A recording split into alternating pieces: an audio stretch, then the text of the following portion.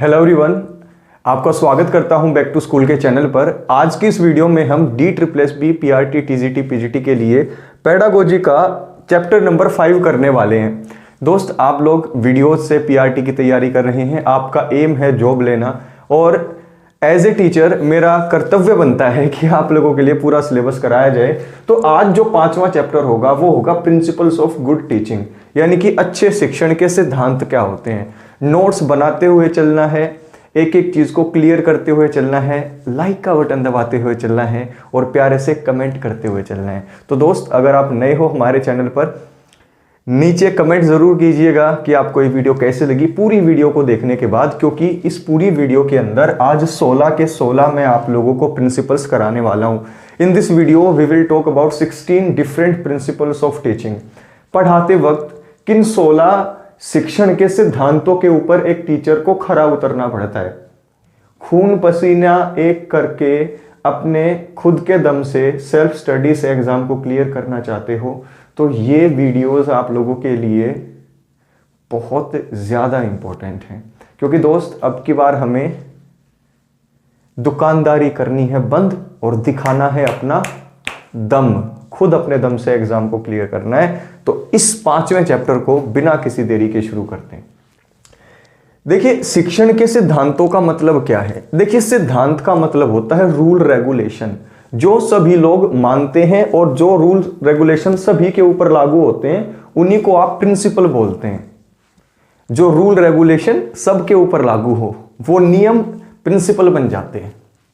अब जब एक टीचर किसी बच्चे को पढ़ाएगा तो कुछ नियमों का पालन करना पड़ेगा। अब एक टीचर को नहीं, सभी टीचर्स को। तो जो नियम सभी टीचर को पालन करने पड़े वो नियम क्या बन गए, जो सभी टीचर जो है फॉलो करें, वो सिद्धांत बन गए ऑब्वियसली। तो पढ़ाते वक्त 16 बातों का ध्यान रखना पड़ता है हर एक टीचर को। 16 के 16 जो है उसको सिद्धांतों का ज्ञान होना चाहिए, आपको भी होना चाहिए। 3 या 4 नंबर पक्के करने या नहीं करने। तो देखो, सबसे पहला सिद्धांत principle of learning by doing. इसका एक निक नेम भी है। इसका निक नेम क्या है? प्रिंसिपल ऑफ एक्टिविटी, जिसे क्रियाशीलता का सिद्धांत बोलते हैं। ये क्रियाशीलता का सिद्धांत क्या होता है? देखिए, क्रियाशीलता का सिद्धांत होता है कि बच्चों को खुद करके सीखने के लिए आप प्रेरित करें, यानी कि you will motivate them to learn by doing themselves, यानी कि खुद करके सीखें। क्रियाशीलता का सिद्धांत। अब देखिए, शिक्षण के 2 मेन जो है टाइप होते हैं। पहला होता है बाल केंद्रित शिक्षा, दूसरा होता है शिक्षक केंद्रित शिक्षा। जो टीचर सेंट्रिक एजुकेशन होती है उसके अंदर टीचर क्रियाशील एक्टिव रहता है, लेकिन चाइल्ड सेंट्रिक एजुकेशन में कौन एक्टिव रहेगा? बच्चा एक्टिव रहेगा। क्यों? क्योंकि बच्चा खुद सीखता है। तो ये शिक्षण का सिद्धांत कहता है कि आप टीच बेशक कर रहे हो, but the student whom you are teaching, he should be active, he should construct his knowledge, he should actively understand that thing, and to understand that thing he has to do that thing, यानी कि किसी चीज को समझने के लिए उससे खुद वो चीज करवाओ। क्रियाशीलता का सिद्धांत। तो इस सिद्धांत का पता लगा तो आप क्या करोगे? जब भी बच्चों को पढ़ाने जाओगे उससे ही सारी चीजें करवाओगे। और आज मेरी जुल्फों ने मुझे दुखी कर दिया है, इसलिए मैं शैम्पू नहीं करता, कभी जुल्फें हल्की हो जाती हैं। प्रिंसिपल ऑफ मोटिवेशन, अभिप्रेरणा का सिद्धांत। अब देखिए, जब आप बच्चों को पढ़ाने जाएंगे तो आपको समझना पड़ेगा कि कोई भी बच्चा हमेशा मोटिवेट नहीं रह सकता। ऐसे में आप क्या करेंगे? अब देखिए, मोटिवेशन 2 तरीके की होती है। एक होती है खुद से मोटिवेट होना, इंटरनल मोटिवेशन, जो खुद के अंदर में से आए। और जब खुद की मोटिवेशन में कमी आ जाती है तो उस टाइम पर टीचर मोटिवेशन देता है बाहर से। तो मोटिवेशन 2 प्रकार की हुई, इंटरनल और एक्सटर्नल, आंतरिक और बाह्य। तो बाह्य अभिप्रेरणा कैसे टीचर देगा? और बाह्य अभिप्रेरणा देनी पड़ेगी जब इंटरनल जो बच्चे की मोटिवेशन है उसके अंदर क्या आ जाए? कमी आ जाए। तो ये अभिप्रेरणा का सिद्धांत आपको अपनाना पड़ेगा। एक बच्चा आपकी क्लास में है, राजू 10 दिन तक बहुत अच्छे से पढ़ा, लेकिन 11वें दिन 12वें दिन 13वें दिन वो थोड़ा सा ध्यान नहीं दे रहा है क्लास में। आप जानने की कोशिश करोगे कि Raju what's wrong with you, तो उसे मोटिवेट भी करोगे। तो प्रिंसिपल ऑफ मोटिवेशन, रीइंफोर्समेंट देता है टीचर इसमें। आगे देखो, प्रिंसिपल ऑफ सेल्फ एजुकेशन, स्वयं शिक्षण का सिद्धांत। एक स्कूल को तीनों तरीके की डेवलपमेंट के एरियाज को पक्का करना पड़ता है, कॉग्निटिव, इफेक्टिव और साइकोमोटर। तो ऐसे में स्कूल के पास क्या ऑप्शन बचता है? स्कूल के पास ऑप्शन बचता है कि बच्चे को ही इस काबिल बना दिया जाए कि वो अपना डेवलपमेंट खुद करे। तो ऐसे में दोस्त, आप बच्चों को जब पढ़ाओगे तो क्रिटिकल थिंकिंग उनके अंदर पैदा करोगे। क्रिटिकल थिंकिंग को क्या बोला जाता है? अब देखो क्या पैदा करनी होती है, क्रिटिकल थिंकिंग। ये जो क्रिटिकल थिंकिंग है दोस्तों, ये रियलिस्टिक थिंकिंग का एक पार्ट है। थिंकिंग दो तरीके की होती है, पहली होती है वास्तविक, दूसरी होती है कल्पनात्मक। कल्पनात्मक एक ही तरीके की होती है, वास्तविक तीन तरीके की, अपसारी, अभिसारी और क्रिटिकल, जिसे बोला जाता है आलोचनात्मक। इसी का ही दूसरा नाम क्या है? इसी का ही दूसरा नाम है स्व आकलन। यानी कि एक बच्चा ये तय कर पाए कि जो मैं चीजें पढ़ रहा हूं, जो चीज मैं सीख रहा हूं, उसको मैं कितने अच्छे से सीख पा रहा हूं, जो खुद के बारे में ही जजमेंट अपनी पैदा कर सके कि भाई मैं बहुत कमीना हूं, मेरी गलती है कि मैं पढ़ नहीं रहा हूं, मेरी कमी से मैं फेल हुआ हूं, यानी कि खुद को जज करने की पावर। तो याद रखना दोस्त, ऐसे ही क्रिटिकल थिंकिंग अगर आप पैदा कर देते हैं बच्चे में, तो बच्चे स्वयं शिक्षण भी करते हैं। क्यों? क्योंकि बच्चों को इसके लिए आप स्वयं शिक्षण के लिए क्या देते हैं? होमवर्क। आपने देखा होगा कि बच्चों को क्या दिया जाता है? होमवर्क दिया जाता है। उसकी नीड क्या होती है? उसकी नीड होती है सेल्फ स्टडी। यानी कि आप बच्चे को सेल्फ स्टडी के लिए मोटिवेट करोगे, ये प्रिंसिपल कहता है। ठीक है, ये क्या कहता है? ये प्रिंसिपल कहता है। और बच्चे सेल्फ स्टडी के लिए होमवर्क से भी मोटिवेट होते हैं और क्रिटिकल थिंकिंग से भी। आगे देखिए, प्रिंसिपल ऑफ इंडिविजुअल डिफरेंसेस। इससे पहले ये देखो कि जो स्वयं शिक्षण होगा, इसका मतलब है कि बच्चे जो खुद से सीखेंगे वो बच्चे बच्चे पे डिपेंड करेगा। कि किसी बच्चे को ज्यादा चीजें सीखने की जरूरत है तो वो स्वयं अध्ययन ज्यादा करेगा, किसी को कम जो है टाइम लगता है किसी चीज को सीखने में, या कोई बच्चा बहुत आगे बढ़ चुका है तो उसे कम सेल्फ स्टडी करनी पड़ेगी। तो ये डिपेंड करता है आपके ऊपर। प्रिंसिपल ऑफ इंडिविजुअल डिफरेंसेस, आई का मतलब इंडिविजुअल, डी का मतलब डिफरेंस, व्यक्तिक विभिन्नता का सिद्धांत। शिक्षक के पास ये सिद्धांत की जानकारी होनी जरूरी है। क्यों? क्योंकि आपकी क्लास में प्राइमरी टीचर के पास होते हैं 30 बच्चे। उन 30 बच्चों में से मान लो 10 बच्चे देखकर सीखते हैं, 10 बच्चे सुनकर सीखते हैं और 10 बच्चे करके सीखते हैं। तो आपको यह आइडेंटिफाई करना पड़ेगा कौन से 10 बच्चे देखकर सीखते हैं, कौन से 10 सुनकर और कौन से 10 करके। तो आपको अलग अलग तरीके से सीखने वाले बच्चों की पहचान करनी पड़ेगी, क्योंकि आपके सामने बच्चे हैं, कोई भैंस नहीं है, गाय नहीं है कि झुंड है गायों का और आप उन्हें एक ही लकड़ी से हाँ कर रहे हो। नहीं, आपको बच्चे के इंडिविजुअल डिफरेंसेस की पहचान करके ही आपको पढ़ाना पड़ेगा। ये अच्छे शिक्षण का एक बहुत तगड़ा सिद्धांत है। You have to teach the child according to their individual differences. ये जो इंडिविजुअल डिफरेंसेस होते हैं उसके कई बेस होते हैं। हर एक आदमी यूनिक है, यू आर यूनिक। आपके जैसा मैं बिल्कुल नहीं हूं, मेरे जैसे भी आप कई मायनों में नहीं होंगे। मैं कुछ बड़ाई के उसमें नहीं कर रहा, वैसे कर रहा हूं। क्यों? इंडिविजुअल डिफरेंसेस के कारण। रुचियों में हम अलग होंगे एक दूसरे से, दिखने में अलग होंगे एक दूसरे से, नैतिक विकास में अलग होंगे, कॉग्निटिव डेवलपमेंट में अलग होंगे, एटीट्यूड में अलग होंगे, फिजिकल फीचर्स में अलग होंगे, बहुत सारी चीजों में अलग होंगे। तो हर एक चीज का ध्यान में रख के ही शिक्षण करना पड़ेगा, इंडिविजुअल डिफरेंसेस को ध्यान में रखकर। ये चौथा सिद्धांत है। पांचवा सिद्धांत है प्रिंसिपल ऑफ गोल सेटिंग, लक्ष्य केंद्रितता का सिद्धांत। ये बहुत इंपॉर्टेंट है दोस्त। एमलेस करते हैं स्टडी बच्चे। स्टूडेंट को यह पता होना चाहिए कि हमारा गोल क्या है, व्हाट इज आवर गोल। जब आपने जेबीटी की थी तो आपका गोल क्या था? आपका गोल था जॉब लेना। लेकिन 80% क्या 95% से ज्यादा बच्चे जॉब को भूलकर सिर्फ कहां पर अटक चुके हैं? सीटेट। बार बार सीटेट कर रहे हैं। तो एक अच्छा टीचर होगा जो आपको अच्छा पढ़ाएगा, उसका गुण ये भी होगा कि वो आपको याद दिलाएगा कि आपका गोल क्या है। अगर कोई आपका मेंटर है तो वो आपको अपने पीछे दौड़ाएगा या आपका गोल बनाकर आपके पीछे पीछे आपके साथ साइड साइड में चलेगा कि आपको गोल पर पहुंचाए। तो दोस्त, गोल सेटिंग जरूरी है। जैसे कि हमने अपना गोल बिल्कुल तैयार कर लिया कि हमें भाड़ में गया सीटेट, तैयारी करनी है जॉब की। क्योंकि ये तैयारी करोगे सीटेट बीच में आएगा, आप सभी भर देना, एक भी बच्चा फेल नहीं होगा, गारंटी देता हूं मैं। तो कई लोग जो जेबीटी कर चुके हैं डायरेक्ट DSSB की तैयारी करना चाहते हो, कर लो, क्योंकि जब सीटेट आएगा अप्लाई कर देना, एकदम से निकाल दोगे। क्या मेरी इस बात से सहमत हो? लाइक करो, ठीक है। तो लक्ष्य केंद्रिता का सिद्धांत, आगे तत्परता का सिद्धांत। अब देखिए ये चीज आपने देखी होगी, ये किसने सिद्धांत दिया था तत्परता का? ये थोरनडाइक ने दिया था, लॉ ऑफ रेडीनेस।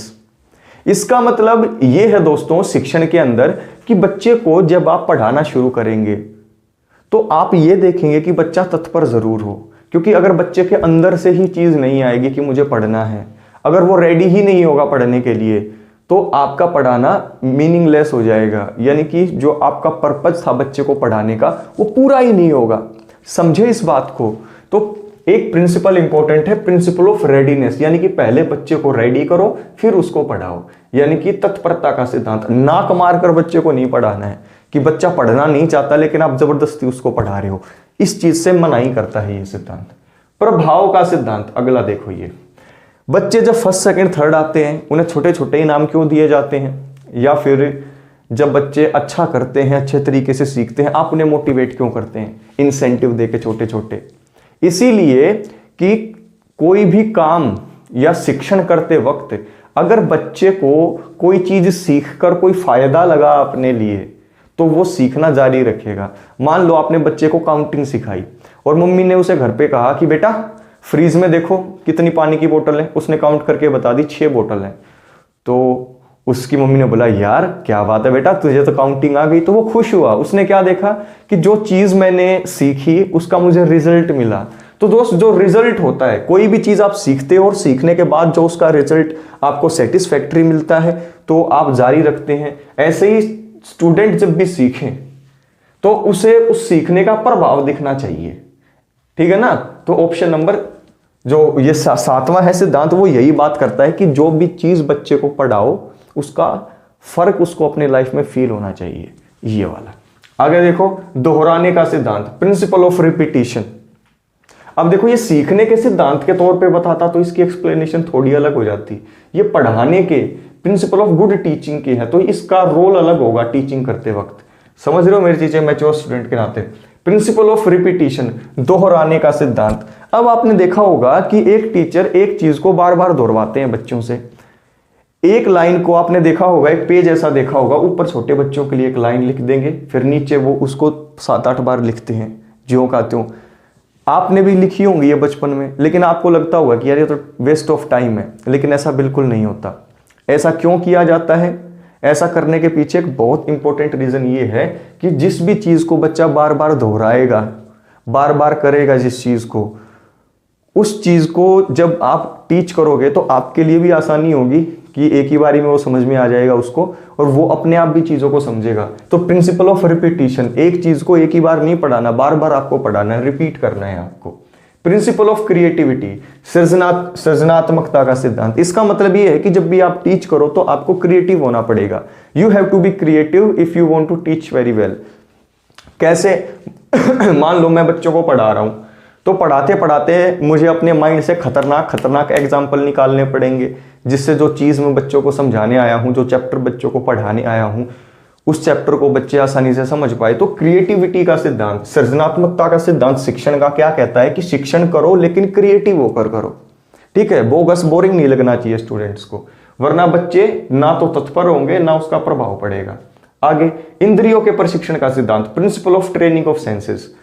जब भी एक टीचर किसी बच्चे को देखता है 5वीं क्लास तक के को, तो उसके माइंड में एक ही चीज आती है, और क्या चीज आती है? एक ही चीज ये आती है कि मुझे इसका ओवरऑल डेवलपमेंट करना है। और जब भी ओवरऑल डेवलपमेंट करना है दोस्तों, तो उसकी इंद्रियों का प्रशिक्षण करना पड़ेगा।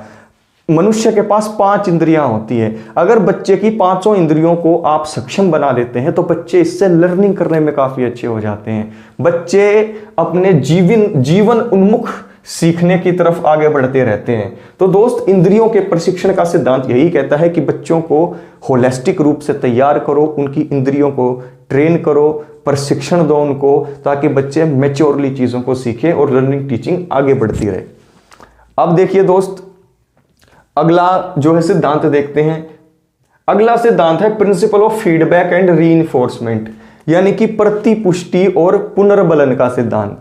ये प्रतिपुष्टि और पुनर्बलन का सिद्धांत क्या है? अब देखिए, पहले तो ये पहला वर्ड देखो, फीडबैक क्या होता है, फिर मैं आपको रीइंफोर्समेंट बताऊंगा। मान लो मैंने आपको 10 क्वेश्चन दिए, क्वेश्चन 1 to क्वेश्चन 10, ठीक है, क्वेश्चन 1 से क्वेश्चन 10 दिए मैंने आपको।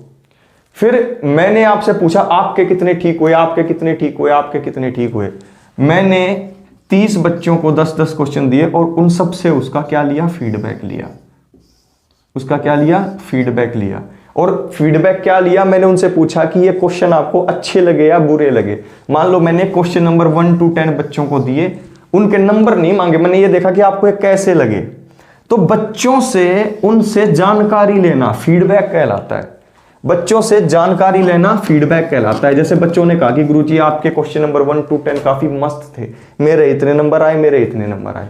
तो फीडबैक लेना, जब भी आप पढ़ाओगे बच्चों से फीडबैक लेना जरूरी है। जैसे कि आप अगर मेरे सामने होते तो मैं इतनी जल्दी इस चीज को नहीं पढ़ाता, पहले मैं एक एक चीज को आपको समझाता, फिर मैं आप लोगों से पूछता कि बता इसका मतलब क्या है, इससे आप क्या समझे।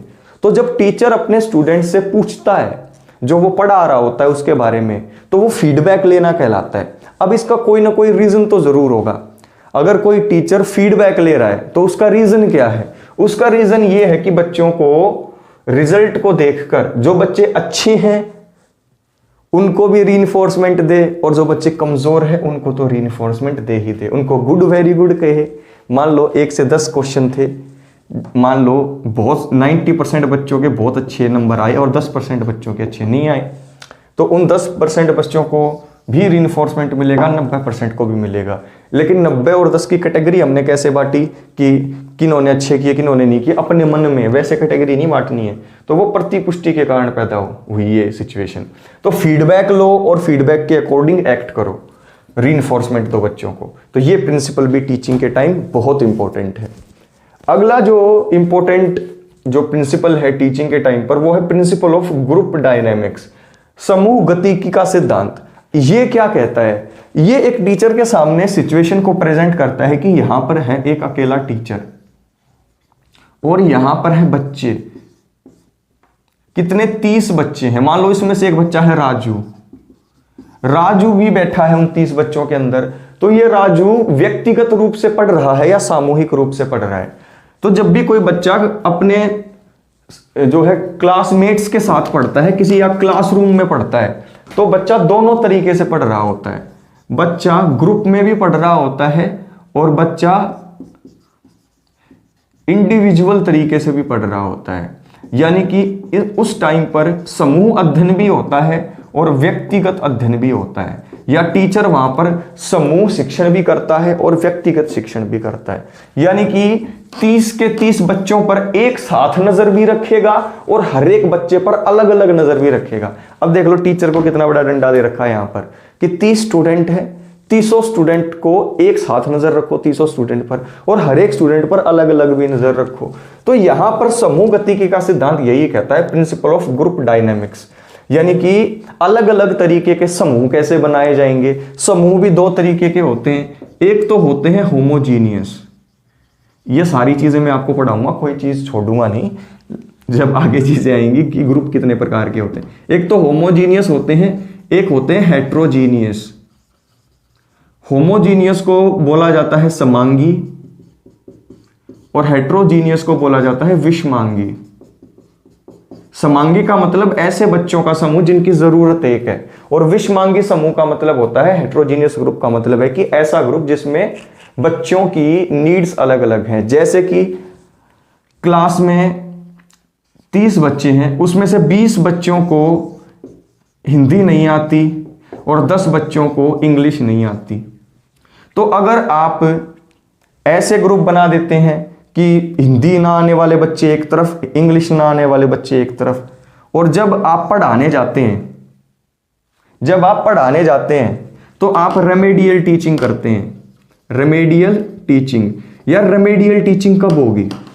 मान लो मेरे सामने 10 बच्चे बैठे हैं, मान लो मैं अपना एग्जांपल देता हूँ, मान लो 30 स्टूडेंट मेरे से पढ़ते हैं, साइकोलॉजी और पेडागोजी पढ़ते हैं मान लो, उसमें से 20 बच्चों को साइकोलॉजी समझ में नहीं आई और 10 बच्चों को पेडागोजी समझ में नहीं आई। ठीक है, यानी कि उस 20 बच्चों को पेडागोजी तो आ गई थी लेकिन साइकोलॉजी नहीं आई, लेकिन उसके अपोजिट 10 बच्चों को साइकोलॉजी समझ में नहीं आई, पेडागोजी आ गई थी। तो ऐसे में जब मैंने ये 2 ग्रुप बना दिए तो पहले मैं ग्रुप ए को बुला लूंगा, उनको दोबारा से साइकोलॉजी पढ़ा दूंगा, फिर मैं ग्रुप बी को बुला लूंगा, उनको दोबारा से पेडागोजी पढ़ा दूंगा। तो मैं रेमेडियल टीचिंग कर पाया ना।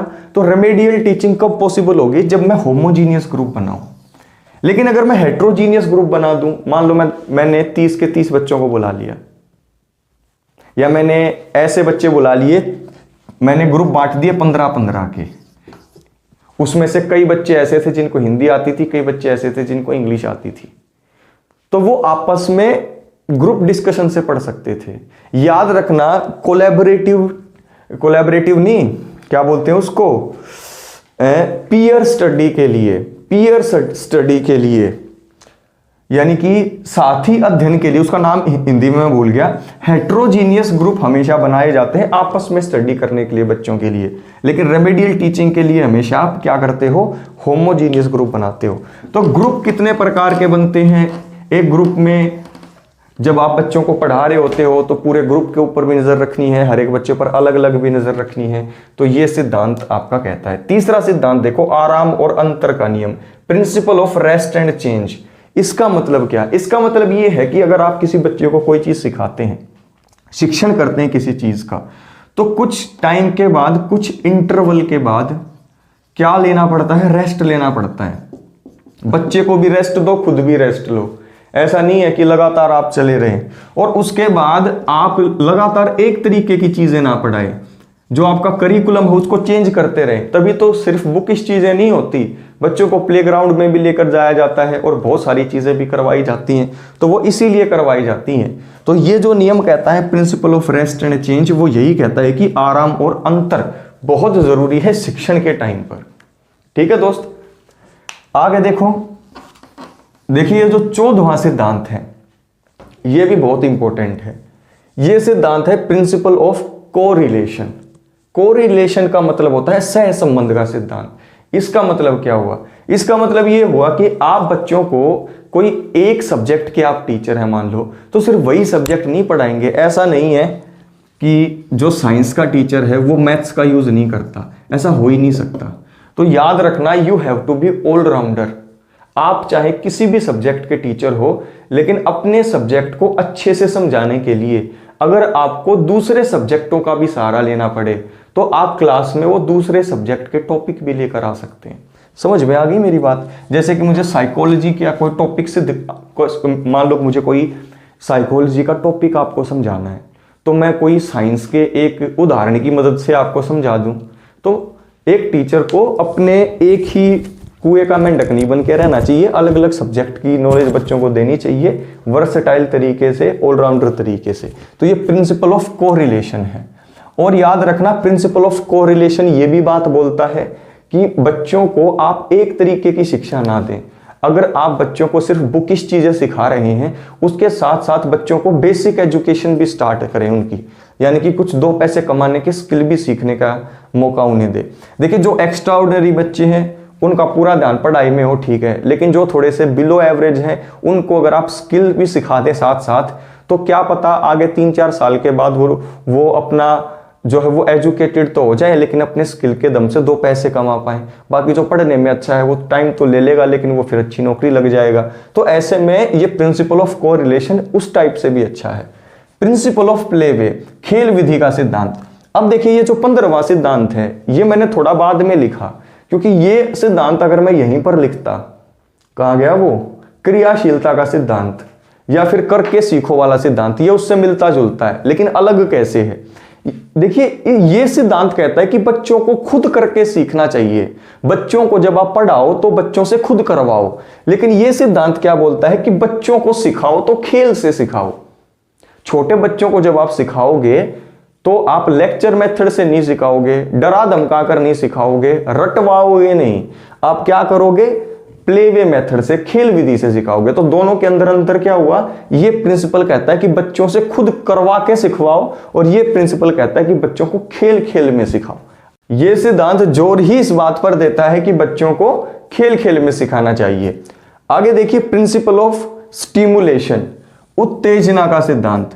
अब देखिए बच्चों के अंदर आप अगर उत्तेजना ला देते हैं तो बच्चे किसी भी चीज को सीखने की गति को दुगना कर देते हैं।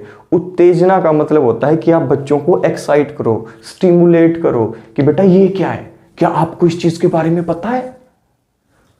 अच्छा ये क्या होता है सर? नहीं मुझे तो नहीं पता, अभी पता करके आता हूं या घर जाके पता करूंगा। आप बच्चों को अच्छे से स्टिमुलेट करें, उन्हें उत्तेजित करें, जो चीज उन्हें सिखाना चाहते हैं उन्हें खुद सीखने के लिए थोड़े से गेम्स खेलें, तो उससे बच्चे उत्तेजित भी होंगे और बच्चे लर्निंग और टीचिंग में भागेंगे बिल्कुल। तो ये जो सिद्धांत थे दोस्त, इसके अंदर 16 सिद्धांत हमने किए हैं दोस्त। तो इस पूरी वीडियो को अगर आपने देखा हो तो लाइक कीजिएगा, दोस्तों तक शेयर कीजिएगा, और हमारे चैनल को हेल्प करने के लिए कमेंट ज़रूर छोड़िएगा, क्योंकि दोस्त जितने ज़्यादा आप कमेंट करेंगे उतना ज़्यादा यूट्यूब को लगेगा कि ये वीडियो काम की है। और आपको भी पता है दोस्त ये वीडियो काम की है। पूरे यूट्यूब के ऊपर इतना डिटेल्ड में पूरा syllabus DSSS PRT TCT PGT का आपको नहीं मिलेगा। If you like my work please do appreciate it. Next video में मिलता हूं। पढ़ते जरूर रहना है, नोट्स बनाते रहना है। 5वीं वीडियो है, आगे चीजें चलती रहेंगी। टेक केयर दोस्तों। आग लगा दो यूट्यूब के ऊपर, इस वीडियो को फैला दो हर जगह।